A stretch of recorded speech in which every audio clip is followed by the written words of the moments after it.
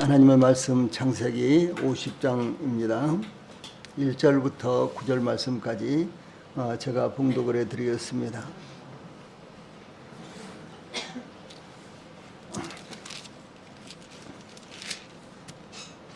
하나님의 말씀 창세기 50장 1절부터 9절 말씀까지 제가 봉독을 해드리겠습니다. 지금 봉독하겠습니다. 요셉이 그의 아버지 얼굴에 굽으려 울며 입맞추고 그 수종들은 의원에게 명하여 아버지의 몸을 향으로 처리하게 하매 의원이 이스라엘에게 그대로 하되 40일이 걸렸으니 향으로 처리하는 데는 이날 수가 걸림이며 애굽 사람들은 70일 동안 그를 위하여 고가였더라.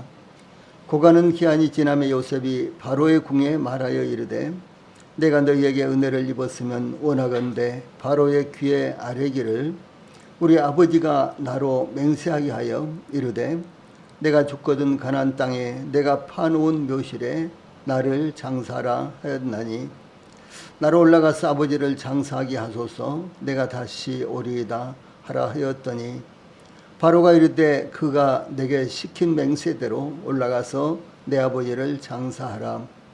요셉이 자기 아버지를 장사하러 올라가니 바로의 모든 신하와 바로궁의 원로들과 애굽 땅의 모든 원로와 요셉의 온 집과 그의 형제들과 그의 아버지의 집이 그와 함께 올라가고 그들의 어린 아이들과 양떼와 소떼만 고센 땅에 남겼으니 병거와 기병이 요셉을 따라 올라가니 그때가 심히 컸더라. 아멘. 9절 말씀까지 봉독을 해드렸습니다. 창세기 강해가 이제 창세기의 마지막 장 50장에 이르게 되었습니다. 아마 50장 이제 몇 번에 걸쳐서 이렇게 강의를 하게 되면은 창세기를 우리가 1장부터 50장까지 다 마치게 되는데 1장부터 한 5장까지는 아주 중요한 부분만 하고 이제 그렇게 넘어갔거든요. 그래서 50장이 끝나면은 1장부터 5장까지인가 그랬는데 그 중에서 우리가 살펴보지 않은 부분들을 좀 살펴보고 그 다음에 다른 성경책을 강의하도록 이렇게 하겠습니다. 창세기 50장 1절로 9절 말씀은 야곱의 장례 행렬 이런 주제가 나타나고 있습니다. 야곱은 130세에 애굽에 내려와서 17년을 거주하다가 147세에 세상을 떠났습니다. 야곱은 이 세상을 떠나야 할 죽음이 가까웠지만 그가 해야 할 일들을 차례차례 진행하여 나갔습니다. 야곱은 요셉을 불러 자신이 죽으면 애굽에 장사하지 말고 조상의 묘지에 장사라고 유언하였으며 요셉의 두 아들 므낫세와 에브라임을 축복하되 자신의 아들들로 받아들였으며 이스라엘의 가나안 땅 귀환을 예언하였으며 요셉을 축복하였습니다. 이와 같은 내용이 이제 49장까지 쭉 나타나고 있습니다. 이런 야곱의 모습을 봤을 때 야곱은 죽을 때까지도 자기가 해야 될 일을 완수하고 그리고 하나님 앞에서 이와 같은 이제 자신에게 맡겨진 사명을 온전히 감당했다라는 이와 같은 모습을 볼 수가 있습니다. 은퇴를 60세에도 하는 분들도 있고 또 어느 직장은 또 기술직이나 이런 데는 65세에 은퇴를 하는 데도 있고 그런가 하면 또 목회자들은 70세 혹은 72세에 이렇게 은퇴하는 분들도 있습니다. 그런데 은퇴를 하고 난 다음에는 그야말로 이제 할 일이 없어서 그런가 하면 또 일을 하지 않으려고 이렇게 하는 사람들이 많이 있는 것을 볼 수가 있습니다. 그래서 이제 날마다 별로 특별히 일이 없이 여기저기 기웃기웃 혹은 또 전철을 타고 왔다 갔다 하면서 시간을 보내고 인생의 마지막을 그렇게 보내는 사람들이 너무너무 많습니다.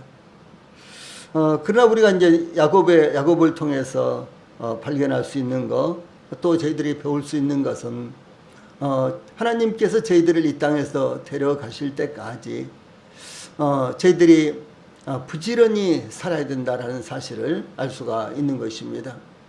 뭐 예를 들어서 복음을 전할 수도 있겠죠. 뭐 하루에 몇 시간이라도 전도지를 들고 뭐 수역이라든가 이 가우리역으로 가서 전도지를 나눠주면서 이렇게 복음을 전할 수 있겠죠. 예, 그런가 하면 또 하나님의 말씀을 부지런히 읽고 더욱더욱 소망을 굳건하게 붙들 수도 있겠죠. 그 외에도 뭐 여러 가지 뭐 자원봉사도 할 수가 있고 등등 우리가 죽을 때까지 할 수 있는 일들이 참 많이 있다고 생각이 듭니다. 그래서 오늘날 이제 대부분의 사람들이 은퇴를 하면은 혹은 또 나이가 들면은 죽을 때까지 그냥 시간을 헛되게 보내는 그와 같은 모습을 보면 저는 굉장히 안타깝거든요.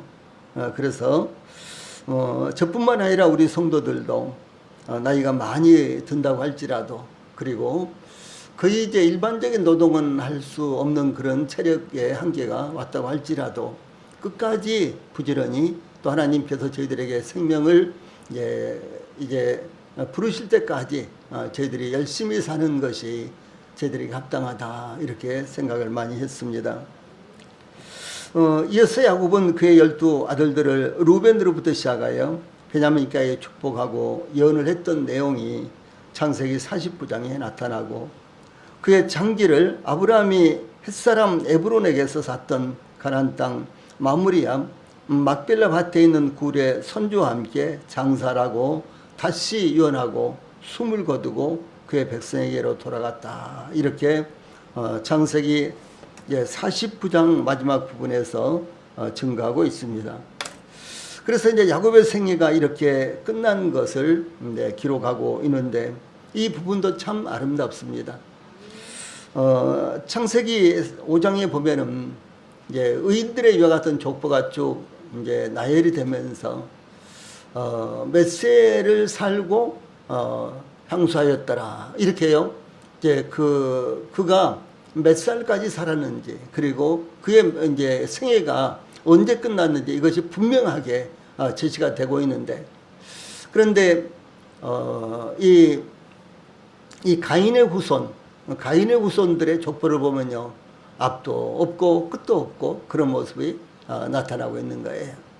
그래서 우리 그리스도인들의 삶은 분명하게 시작이 있었기 때문에 끝도 분명해야 된다라는 이와 같은 모습들을 볼 수가 있는데 여기 야곱을 통해서도 이와 같은 모습을 또 볼 수가 있습니다. 본장 창세기 50장은 창세기 마지막 장으로 야곱의 장례식과 요셉의 죽음으로 족장시대가 막을 내리면서 아울러 이스라엘 민족이 태동하는 역사가 담겨져 있습니다. 하나님은 죽음을 통해서 새로운 역사를 시작하시는 이와 같은 모습을 나타내고 있습니다. 제일 먼저 1절로 3절에서는 야곱이 죽자 야곱의 시신을 처리하는 이와 같은 장면이 나타나고 있습니다. 야곱이 그의 아들들에게 유언하기를 마치고 그 발을 침상에 모으고 숨을 거두고 그의 백성에게로 돌아갔습니다. 야곱은 죽는 순간까지도 앉아서 아들들을 축복하고 예언하였으며 침상에 누워 숨을 거두었습니다. 험악한 생애를 살았던 야곱이 아브람과 이삭과 같이 이 세상을 떠나는 마지막 장면은 필연적으로 하나님의 부르심에 순종하는 아름다운 모습을 나타내고 있습니다. 다윗이 그의 아들 솔로몬에게 왕위를 이양하고 유언을 시작하면서 열왕기상 2장 2절에 내가 이제 세상 모든 사람이 가는 길로 가게 되었노니 이렇게 이제 그의 유언을 시작하는 모습이 나타나고 있습니다. 두과의 여인이 다윗 왕 앞에 나가서 사무엘하 14장 14절에 보면 우리는 필경 죽으리니 땅에 쏟아진 물을 다시 담지 못할 것이요 모담 같을 것이요 이렇게 말을 시작한 것과 같은 것입니다. 또 에스라인 에다는 시편 89편 48절에서 누가 살아서 죽음을 보지 아니하고 그 영혼을 음부의 권세에서 건지리까 셀라 이렇게 증거를 했고요. 또 솔로몬은 전도서 3장 20절로 22절에서 20절로 21절에서 다 흙으로 말미암았으므로 다 흙으로 돌아가나니 다 한 곳으로 가거니와 인생들의 혼은 위로 올라가고 짐승의 혼은 아래 곧 땅으로 내려가는 줄을 누가 알랴, 이렇게 증가하고 있습니다. 야곱이 숨을 거두자 1절 말씀, 요셉이 그의 아버지의 얼굴에 굽으려 울며 입 맞추고, 이런 이제 말씀이 나타나는데, 요셉이 아버지 야곱을 끝까지 공경하였으며 사랑했다는 사실을 나타내고 있는 것입니다. 요셉은 아버지 야곱이 숨을 거두자 아버지를 들여다보고 울면서 입을 맞췄습니다. 요셉은 아버지 야곱을 매장하기 전에, 또한 시신을 처리하기 전에 마지막으로 아버지 야곱에게 입을 맞췄습니다. 이것은 요셉이 아버지 야곱에 대한 존경의 표현이며 사랑의 표현이었습니다. 요셉은 애굽의 총리로서 의지적인 면모와 권위를 나타내기도 했지만은 근본적으로 풍부한 정서적 인간성을 가지고 있었습니다. 요셉이 그의 형제들에게 자기를 알리면서 큰 소리로 울었다, 이런 내용이 창세기 45장 2절에 나타나고, 베냐민의 목을 안고 울었으며 창세기 45장 15절, 형들과도 입을 맞추며 울었다라는 내용이 창세기 45장 15절에 연이어 나타납니다. 또한 아버지 야곱이 애굽에 내려왔을 때 요셉이 아버지를 마중 나가 아버지의 목을 어긋맞춰 안고 얼마 동안 울었다라고 하는 내용도 창세기 46장 29절에 나타납니다. 이와 같이 요셉은 감정이 풍부한 사람이었습니다. 누구나 감정적인 사람으로 감정에 따라서 일을 결정하거나 처리해서는 안 되지만은 감정이 풍부한 사람이어야 하는 것입니다. 이 요셉은 수종하는 의원에게 명령하여 아버지 야곱의 시신을 향으로 처리하도록 지시를 했습니다. 2절에 보면 아버지의 몸을 향으로 처리하게 하매, 이 말씀은 시신을 미라로 만들도록 명령했다는 것을 의미합니다. 의술이 발달했던 고대 애굽은 귀족들이 죽었을 때 시신을 미라로 만드는 관습이 있었습니다. 성경에서는 미라로 만들어진 시신은 야곱과 요셉이 유일합니다. 이집트에서는 4,000년 전에 미라도 가끔 발견되기도 하며, 우리나라에서는 2001년 경기도 양주시에서 발견된 세계 최초 결핵과 간염 바이러스에 의한 사인에 그래서 죽은 해평윤씨 모자 미라가 발견이 되기도 했고요. 또 경기도 파주시의 파평윤씨 모자 미라, 그리고 대전 계룡산 인근에서 발견된 학봉장군 미라 등 이런 미라들이 우리나라도 자주 발견이 되고 있습니다. 이 야곱의 시신을 미라로 만드는데 40일이 걸렸으며 향으로 처리하는 데는 이 날수가 걸림이며 라고 3절 초반에 이런 말씀이 나오죠. 이 말씀은 미라를 만드는 기술이 고도로 발달된 애굽에서도 하나의 미라를 만드는 데는 다양한 기술과 많은 시간이 걸린다는 것을 의미합니다. 역사가 헤로도투스라는 사람이 있었는데, 이 사람은 미라를 만드는 방법에 대해 먼저 죽은 사람의 콧구멍을 통하여 뇌를 긁어내고 방부제인 몰약과 향으로 채우며 배를 개복하여 내장을 긁어낸 후 그 자리에 향재료를 채운 후 개복한 배를 꿰맨 후 시신을 천연 탄산소다로 씻으며 그 온몸에 고무진을 바른 다음 세마포로 싸서 관 속에 넣는다고 이렇게 자세하게 설명하고 있습니다.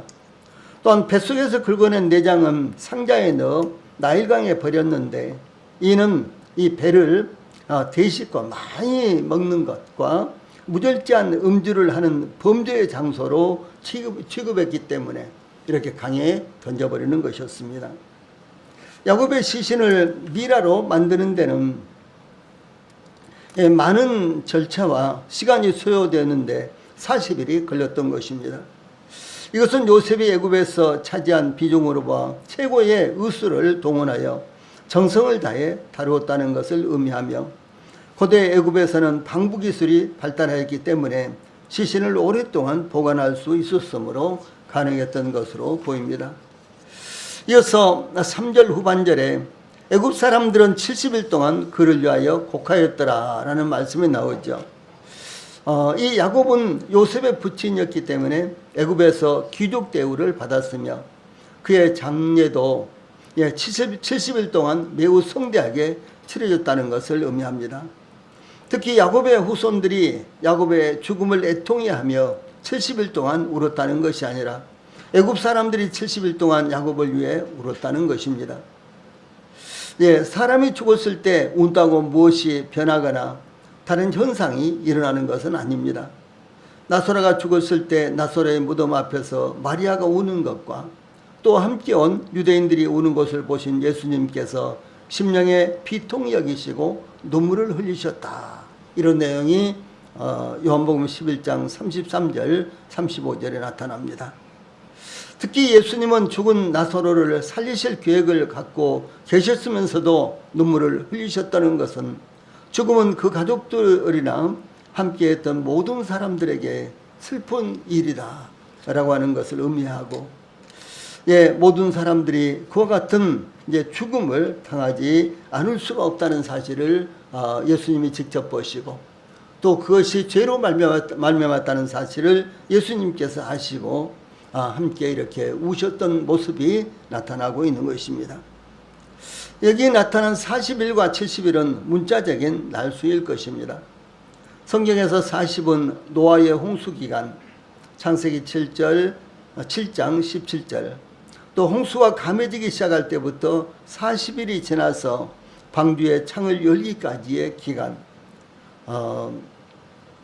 창세기 8장 6절 말씀, 또 모세가 시내산에 올라가 머물렀던 두 번의 기간, 출애굽기 24장 18절과 34장 28절 말씀, 또 이스라엘의 정탐꾼들이 가나안 땅을 정탐한 기간, 민수기 13장 25절, 또 블레셋의 골리앗이 40일 동안 이스라엘 앞에 나타나 호령하던 기간, 사무엘상 17장 16절, 또 선자 요나가 40일이 지나면 니느웨가 무너지라고 외쳤던 그와 같은 모습, 요나서 3장 4절, 또 예수님께서 40일을 밤낮으로 금식하시면서 마귀에게 시험을 받으신 기간, 마태복음 4장 2절을 비롯해서 여러 군데 나옵니다.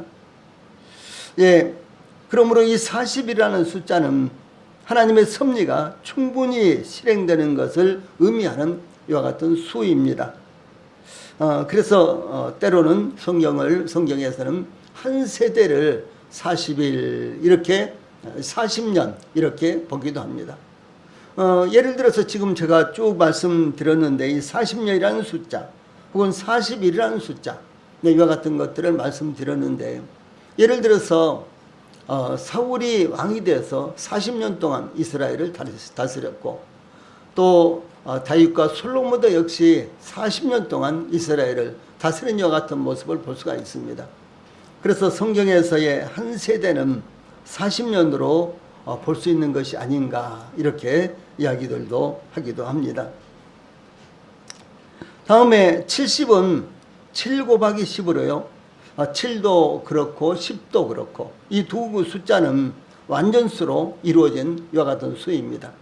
70은 7 곱하기 10이죠. 그래서 7도 그렇고 10도 그렇고 모두 다 완전수입니다. 이 완전수로 이루어진 이 수가 소위 70입니다.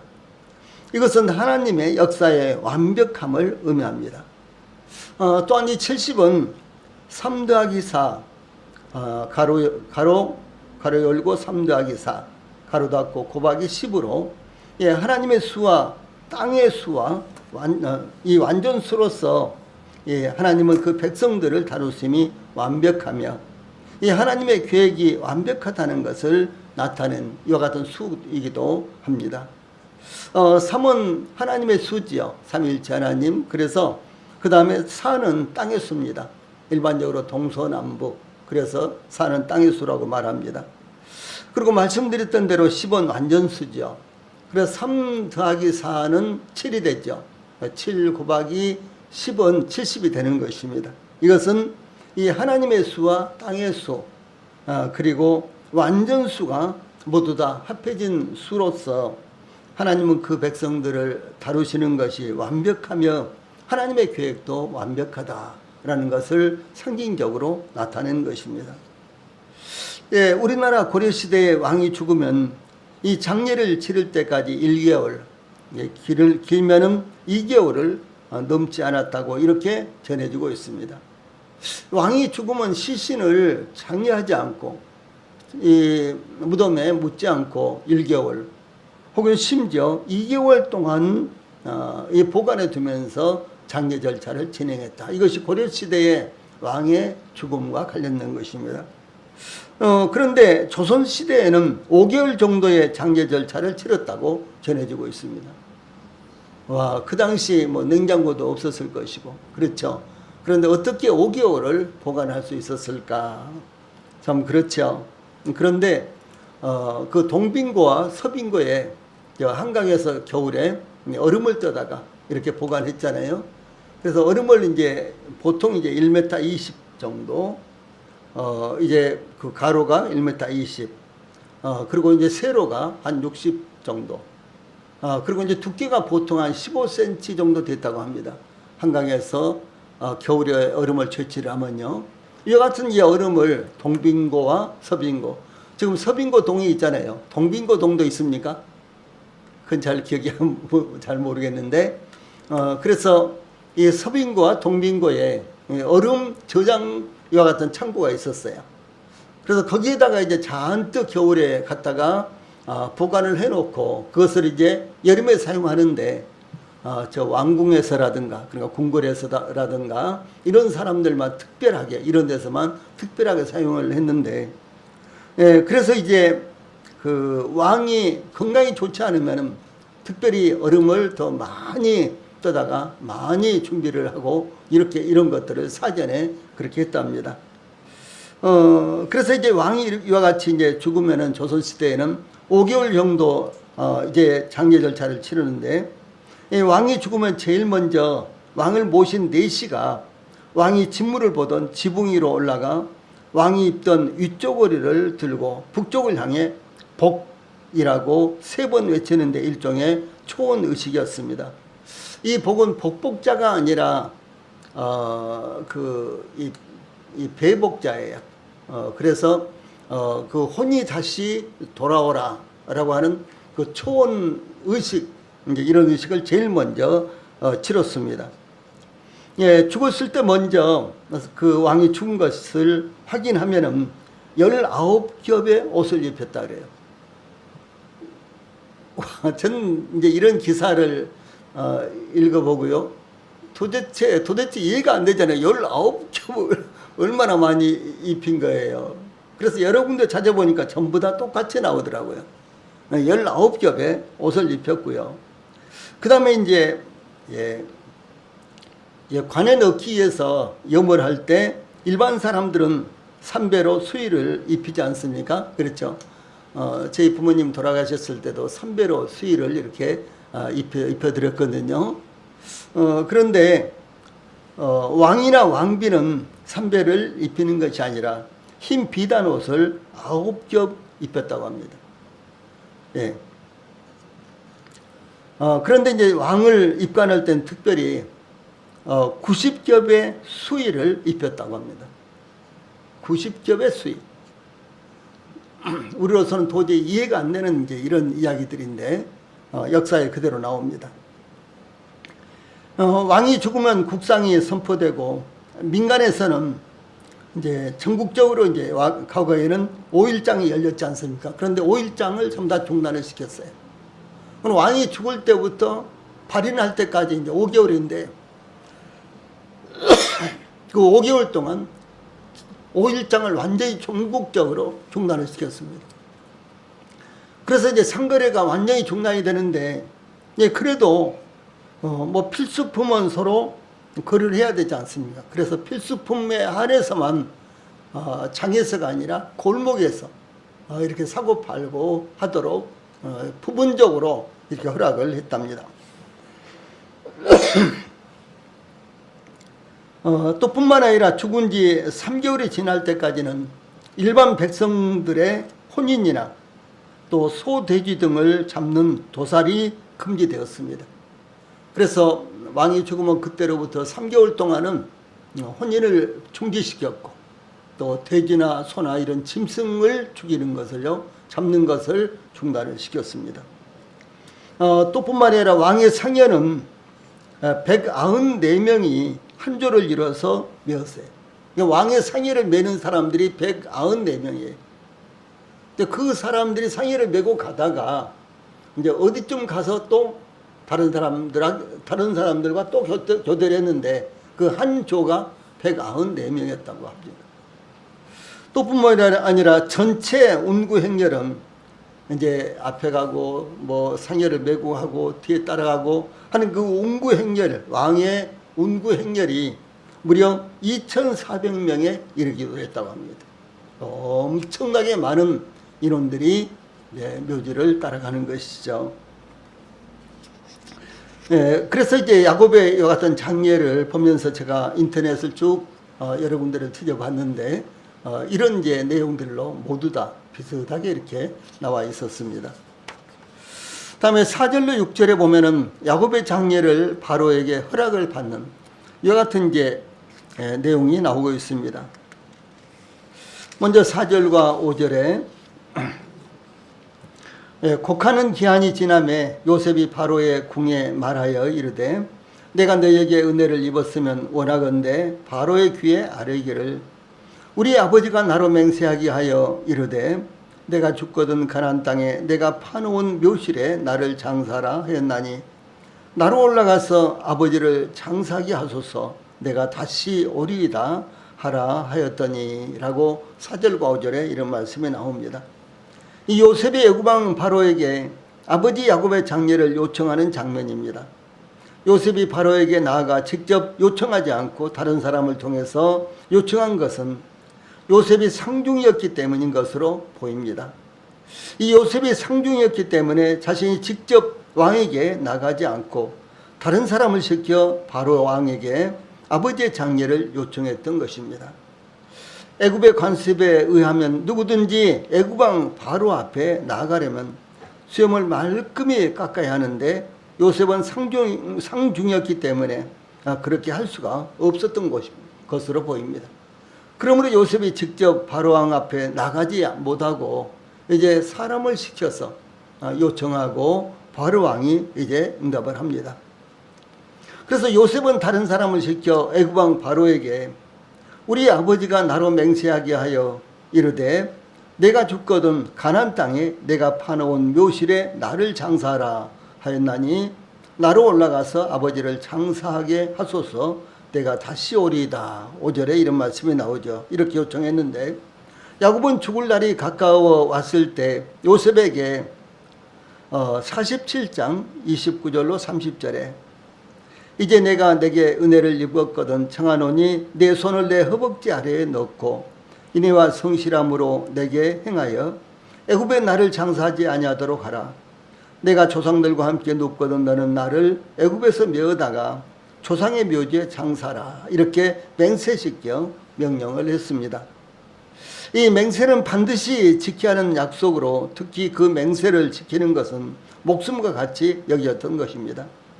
그러므로 요셉은 우리 아버지가 나로 맹세하게 하여 라고 아버지 야곱의 장례를 가나안 땅에 아버지가 예배해 놓은 묘실에 장사 지내야 한다는 것을 바로 왕에게 말씀드렸던 것입니다. 여기 이제 야곱은 5절 가나안 땅에 내가 파놓은 묘실에 나를 장사라 이렇게 얘기하지요. 예, 그렇게 했다고 전해죠. 그래서 요셉에게 이렇게 지시를 한 것입니다. 이것은 아브라함이 햇사람 에브론에게서 산 막벨라 굴을 의미하는데 창세기 23장 20절에 나옵니다. 야곱은 그 굴을 자기가 팠다고 요셉에게 말하고 있습니다. 그러나 그 막벨라 굴은 아브라함이 햇사람 에브론에게서 값을 지불하고 산 밭에 있었습니다. 아마도 천연 동굴이었던 것으로 보입니다. 그런데 야곱이 자신이 파놓은 동굴이라고 말한 것은 아마도 막벨라 굴에 있는 그 굴을 이 막벨라에 있는 굴을 확장했거나 그곳에 자기의 묘실을 미리 준비해 놓았다는 것을 의미하는 것으로 보이기도 합니다. 만약에 이것이 천연 동굴이 아니었다면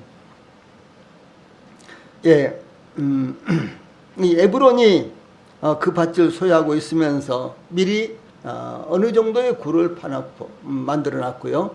그리고 이제 아브라함이 그 밭을 자기의 소유로 이렇게 매입을 했을 때 아마 그 굴을 가족 묘지를 삼기 위해서 이제 그 굴을 잘 다듬어 놨을 것으로 보이고, 그 다음에 이제 여기에서 이 야곱이 내가 파놓은 묘실 이렇게 이제 말한 것은, 이 야곱이 자신이 파놓은 동굴이라고 이렇게 말한 것은 아마도 막벨라에 있는 굴을 확장했거나 그곳에 자기의 묘실을 미리 준비해 놓았다라고 하는 것을 의미하는 것으로 보입니다. 네, 그 다음에 이제 5절 후반절에 이어서 요셉은 애굽 왕 바로에게 나로 올라가서 아버지를 장사하게 하소서, 내가 다시 오리이다 라고 이렇게 요청했는데, 이 요셉은 애굽의 총리로서 중요한 직책을 맡고 있었으며 그러므로 몇 날이 걸릴지 정확하게 알 수 없는 아버지의 장례를 위해 가나안 땅에 올라가게 되므로 애굽 왕 바로로부터 허락을 받는 것이 중요했을 것입니다. 특히 야곱의 장례 행렬은 그 규모가 대단히 컸으며 장기는 애굽의 국경 밖에 있었기 때문에 애굽 왕의 허락을 받는 것이 더욱 필요하다고 여겼을 것입니다. 또한 요셉은 애굽 왕의 신임을 받고 있었지만 총리로서 왕에 대한 합당한 예의를 갖추는 것이 더욱 필요했던 것으로 보입니다. 우리 성도들이 윗사람이나 아랫사람들과의 관계에서 예의를 갖추는 것은 신뢰를 쌓기 위해서 대단히 필요한 것입니다. 이 교회에서도 부서의 책임자들에게 항상 보고하고 의논하는 자세를 가지는 것이 덕을 세우는 것입니다. 이 사도 베드로는 베드로후서 1장 5절로 7절에서 그러므로 너희가 더욱 힘써 너희 믿음의 덕을, 덕의 지식을, 지식의 절제를, 절제의 인내를, 인내의 경건을, 경건의 형제우애를, 형제우애의 사랑을 다하라, 이렇게 권고를 했습니다. 이 말씀 가운데서 특별히 공동체에서는 믿음에는 덕이 필요하다라고 하는 사실을 말씀하고 있는 것입니다. 믿음은 참 중요한 것입니다. 저희들이 구원받는 이와 같은 조건이 되기도 하고, 그런가 하면 저희들이 그리스도 안에서 이 정상적인 신앙생활이 이루어지도록 하는 것이 바로 믿음입니다.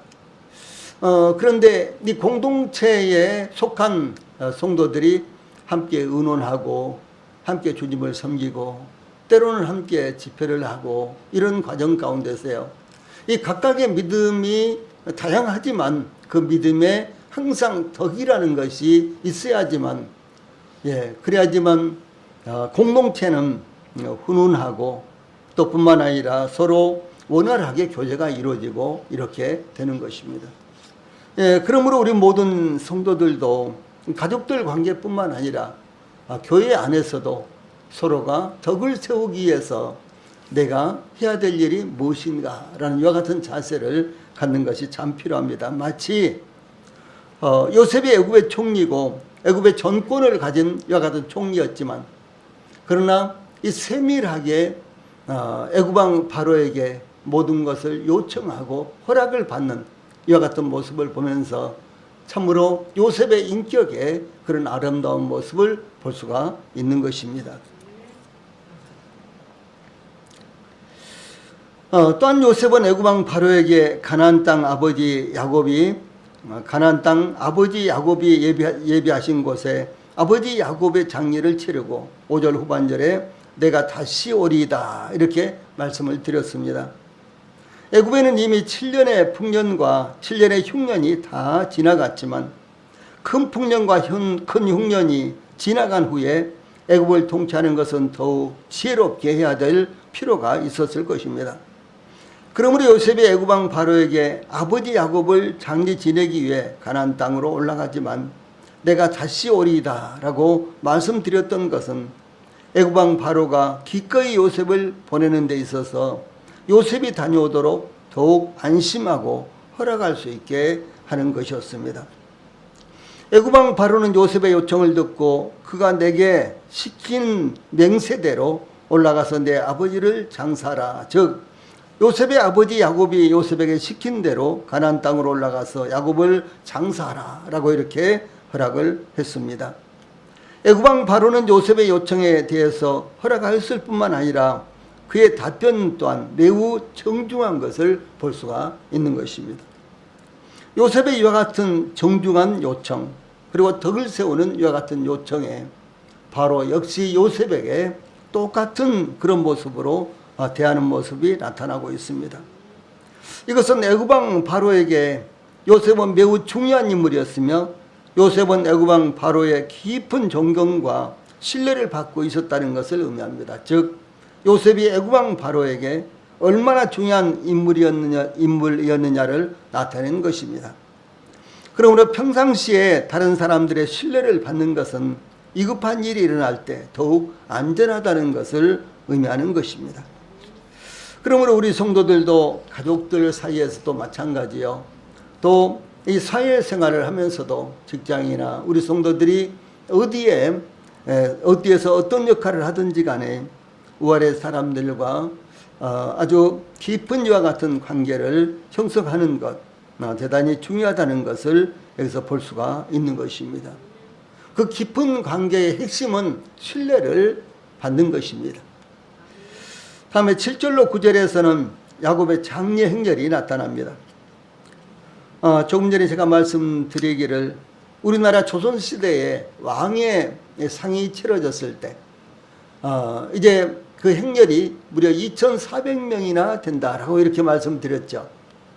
그런데 요셉이 아버지 야곱을 장사하기 위해 가나안 땅으로 올라가는데 이 장례 행렬의 첫 번째에 대해서 7절 후반절에 야곱의 모든 신하와 바로 궁의 원로들과 애굽 땅의 모든 원로와라는 말씀은 이 야곱의 장례를 위해서 애굽의 중요한 인물들이 대거 참여했다라고 하는 사실을 의미합니다. 그들은 애굽 왕 바로의 모든 신하와 궁의 원로들과 애굽 땅의 모든 원로들이었습니다. 원로, 여기서 이제 어른들, 장로들 이렇게 보면 됩니다. 이와 같이 요셉의 아버지 야곱의 장례식에 이 바로의 신하와 바로궁의 원로들과 애굽의 원로들이 참여했다는 것은 요셉이 애굽에서 얼마나 위대한 인물이었는가를 반영하는 것입니다. 특히 이들이 단지 장례식에 참석만 한 것이 아니라 한 달은 좋게 걸릴 수 있는 장례 행렬을 이루고 있다는 것은 애굽에서의 요셉의 권위와 존경심을 나타내고 있는 것입니다. 장례 행렬을 구성하고 있는 두 번째 인원은 요셉의 온 집과 그의 형제들과 그의 아버지의 집이 그와 함께 올라가고 8절 전반부죠. 이렇게 야곱의 모든 가족들로 이루어진 것을 증거하고 있습니다. 그래서 요셉의 온 집, 요셉의 모든 가족들, 그리고 그 형제들의 모든 가족들, 곧 아버지의 모든 가족들이 함께 올라갔다. 이렇게 증거하고 있습니다. 그 다음에 이제 8절 후반절에 보면 그들의 어린 아이들과 양떼와 소떼만 고센 땅에 남겼으며 라는 말씀으로 보아 이 장례 행렬에는 여자들도 포함되었는데 어린 아이들과 짐승들은 고센 땅에 머무도록 이렇게 했던 것이 나타나고 있습니다. 예, 우리나라의 그 왕의 장례식에 대해서 조금 전에 말씀을 드렸는데 이런 장례식은 대부분 다 유교로부터 전려되어 온 것입니다. 좀 더 세밀하게 살펴보자면 유교에서는 더 아주 복잡한 이와 같은 장례 절차 이와 같은 것들을 이제 만들어 놓고 있습니다. 제가 어렸을 때 장례를 치르는 것을 보면요 굉장히 복잡했어요. 그리고 이제 어르신들이 뭐 이렇게 해야 된다 저렇게 해야 된다 그런데 한 사람도 서로 맞지 않고 서로 간 이렇게 장례 때만큼 말이 많은 것. 참 그렇게 각각이 이제 주장들을 하고 이제 그런 모습들을 참 많이 봤습니다.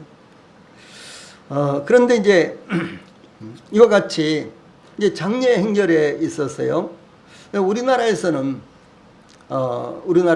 이제 우리 고향에서는 다른 지역은 어떤지 모르겠는데 우리 고향에서는 이 동네 어구까지만은 여자들이 따라오고 동네 어구를 벗어날 때 여자들은 집으로 돌아가고 남자들만 이제 그 산으로 이제 함께 그 상여와 함께 산으로 갔습니다. 그리고 이제 산에 가서 이미 이제 먼저 온 사람들이 무덤을 파지요.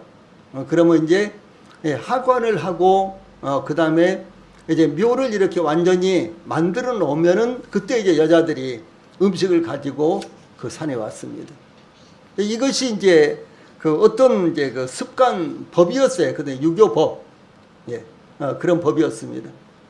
근데 지금은 뭐 이제 그런 것과 상관없이 함께 차 타고 가고 뭐 함께 이렇게 하지요. 근데 이와 같이 아주 복잡하게 유교의 모든 그 예법들은 그야말로 아주 복잡하게 만들어져 있습니다. 그런데 이제 여기에 그 야곱의 장례식 때는 그들의 어린 아이들과 양떼와 소떼만 고센 땅에 남겼으며 이런 것으로 보아서 이 장례 행렬에는 여자들도 포함되었는데 어린 아이들과 짐승들은 고센 땅에 머물렀던 것으로 보입니다. 그 다음에 장례 행렬의 세 번째 구성 인원은 9절에 나타나는데 병거와 기병이 요셉을 따라 올라가니 그때가 심히 컸더라 라고 애굽의 심히 큰 무리의 병거와 기병들이 장례 행렬을 호위했다라고 하는 것을 의미합니다. 야곱의 장례 행렬을 가리켜서 그때가 심히 컸더라 9절 후반절에 이렇게 묘사하고 있는데 그 때가 그 무리가 때가 근데 그 때라는 말은 진영, 무리 이런 뜻이에요. 그러므로 이 장례 행렬이 얼마나 큰 무리를 이루었는지 거대한 행렬을 이뤘다는 것을 이 단어를 통해서 알 수가 있는 것입니다. 야곱이 하란에서 돌아올 때 하나님의 군대가 그와 함께 했던 내용이 마하나임에서 있었던 일이죠. 창세기 32장 2절에 나타납니다. 또한 심히 많은 소떼와 양떼와 노비들이 함께 했습니다. 야곱은 그와 동행하는 자들과 양과 소와 낙타를 두 떼로 나누었는데 만약에 에서가 한 떼를 치면 한 떼는 피하리라 이렇게 생각했던 내용이 창세기 32장 7절 8절에 나타납니다. 이와 같이 야곱은 하란에서 가나안으로 돌아올 때 두 그룹의 군대 진영 가운데 있었는데 그중 하나는 하나님의 군대 진영이었으며 다른 하나는 자기가 친히 만든 사람들과 짐승들로 구성된 진영이었습니다. 이제 참 이 장례의 이제 중요성을 이와 같이 이제 우리가 살펴보면서 어떤 사람이 어떤 일생을 살았으며 그 사람이 어떤 사람이었느냐 하는 것은 그 사람이 죽은 후에 평가를 받습니다. 특히 장례식에서 평가가 됩니다.